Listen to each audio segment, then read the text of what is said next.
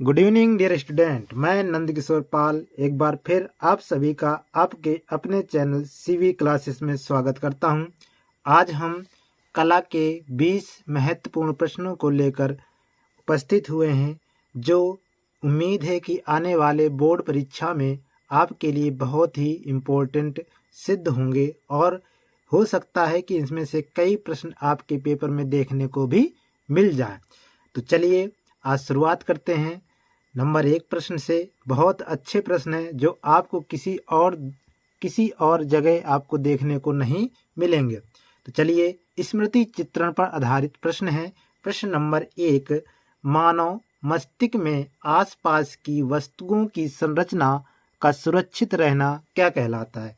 मानव मस्तिष्क में यानी मानव के दिमाग में आसपास की वस्तुओं की संरचना का सुरक्षित रखना क्या कहलाता है? ऑप्शन ए स्मृति, स्मृति चित्रण, स्मृति भंडारण, स्मरण। तो इसका आंसर होगा बेटा स्मृति भंडारण। क्या आंसर होगा? स्मृति भंडारण। ठीक है, तो पहले का ऑप्शन नंबर सी हो गया। आपके ये 10 मिनट आपके 20 नंबर दिला सकते हैं, इसलिए वीडियो में लास्ट तक बने रहिएगा। बहुत अच्छे प्रश्नों का संग्रह है और सभी लोग अपने दोस्तों को ये वीडियो शेयर कर देंगे, वीडियो को लाइक, चैनल को सब्सक्राइब भी करेंगे। नंबर 2, स्मृति भंडारण के कारण क्या संभव होता है? स्मृति भंडारण कारण क्या संभव होता है? वस्तुओं की पहचान करना, वस्तुओं की आकृति को समझ पाना, वस्तुओं की संरचना को समझ पाना, उपर्युक्त सभी।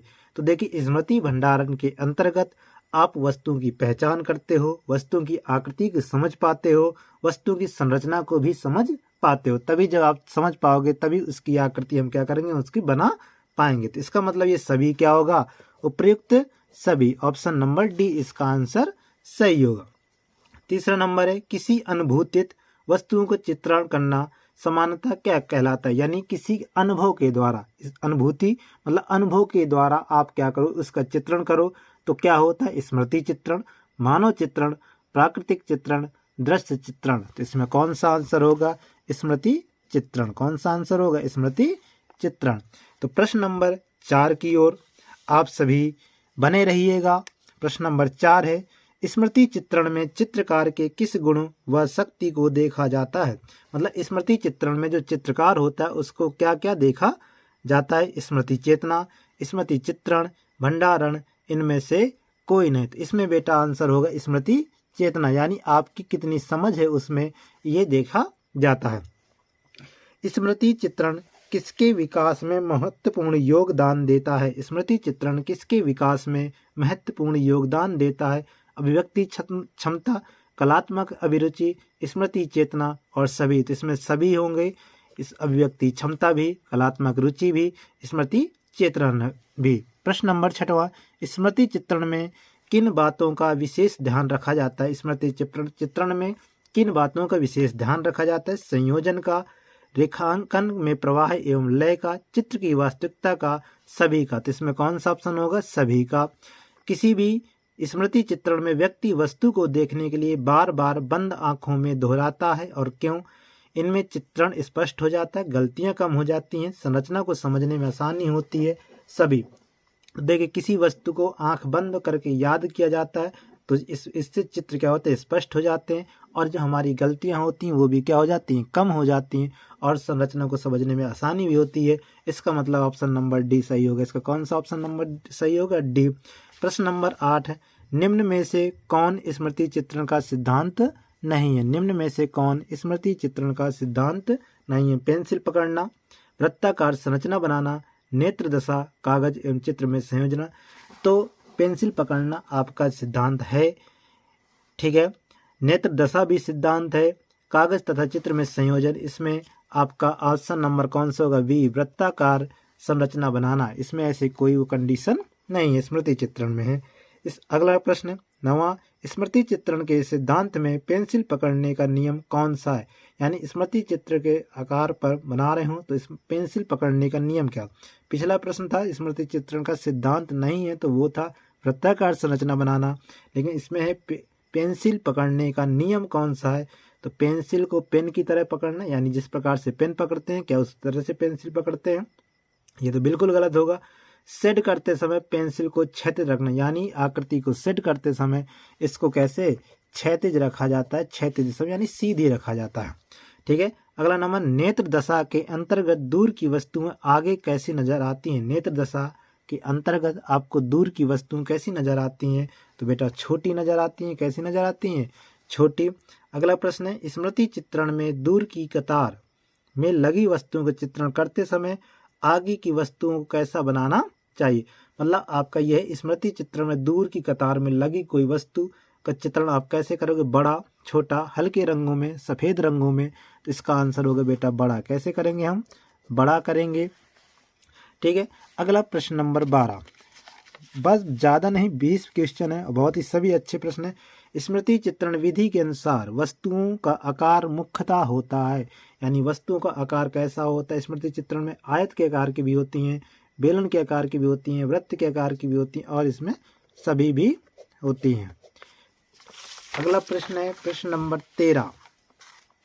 प्रश्न नंबर 13, निम्न में कौन बेलनाकार आकृति है, यानी इनमें से कौन सी वस्तु बेलन के आकार की है। तो इनमें बेलन के आकार की वस्तु है माचिस, पुस्तक, सिलेंडर, अमरूद।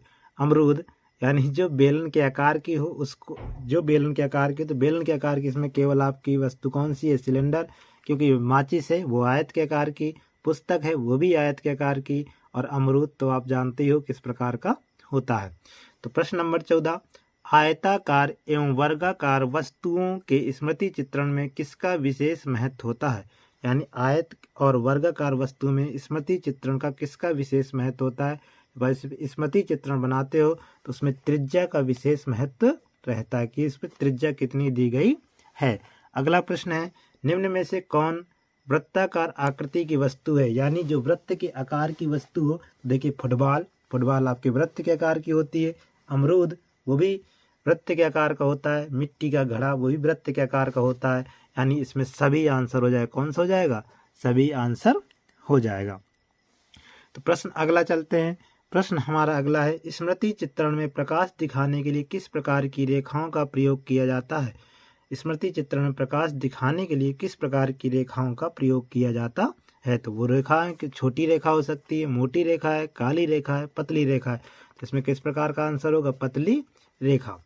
ठीक है। अगला प्रश्न चलते हैं 17 नंबर है, स्मृति चित्रण में 16 नंबर प्रश्न था, प्रकाश दिखाने के लिए कैसी रेखा है, तो पतली। और स्मृति चित्रण में छाया दिखाने के लिए किस प्रकार की रेखाओं का प्रयोग किया जाएगा, तो छाया दिखाने के लिए बेटा मोटी, लेकिन प्रकाश दिखाने के लिए पतली। तो इसमें कौन सा होगा ऑप्शन, छाया दिखाने के लिए मोटी रेखा। अगला प्रश्न नंबर 18, और बस 3 प्रश्न और हैं। प्रश्न नंबर 18, स्मृति में प्रकाश तथा छाया दिखाने के लिए किस पेंसिल का प्रयोग करना चाहिए। स्मृति चित्रण में आपको प्रकाश दिखाना हो, छाया दिखाना हो, तो किस प्रकार की पेंसिल करनी चाहिए, HB pencil, 2B pencil, 4B pencil, या फिर सभी। तो इसमें सभी पेंसिलों का उपयोग किया जा सकता है। अगला प्रश्न है, स्मृति चित्रण में 2B पेंसिल का प्रयोग किस रंग को प्रदर्शित करने में होता है। स्मृति चित्रण में 2B पेंसिल का प्रयोग किस रंग को प्रदर्शित करने में होता है। 2B पेंसिल जो होती है, क्या पेंसिल काले रंग, लाल रंग, गहरे रंग, नीले रंग। तो इसमें कौन सा ऑप्शन होगा, गहरे रंग। आज का लास्ट क्वेश्चन प्रश्न नंबर 20, 4B पेंसिल से चित्रों के किस भाग व क्षेत्र को प्रदर्शित करते हैं। तो 4B पेंसिल से चित्रों के किनारों को, चित्रों की लंबाई को, निचले भाग को, मध्य भाग को। तो आपको चित्रों के किनारे को किसको प्रदर्शित करते हैं, चित्रों के किनारे को। उम्मीद है कि आप सभी को वीडियो पसंद आई होगी, और हम इसी प्रकार से अभी 2 वीडियो और लेकर आने वाले हैं जो आपके बोर्ड परीक्षाओं के लिए बहुत ही उपयोगी सिद्ध होंगी। इसलिए आप सभी इस प्रश्नों को अपनी कॉपी में नोट कर लेंगे, और आप एक बार पेपर में जाके जरूर देखेंगे। 100 में 100% ये प्रश्न आपको देखने को मिलेंगे। तो धन्यवाद। आपकी यदि वीडियो अच्छी लगी तो वीडियो को लाइक, चैनल को सब्सक्राइब जरूर करें, और अपने दोस्तों को भी इस चैनल के बारे में बताएं। धन्यवाद। मिलते हैं अगली वीडियो पर।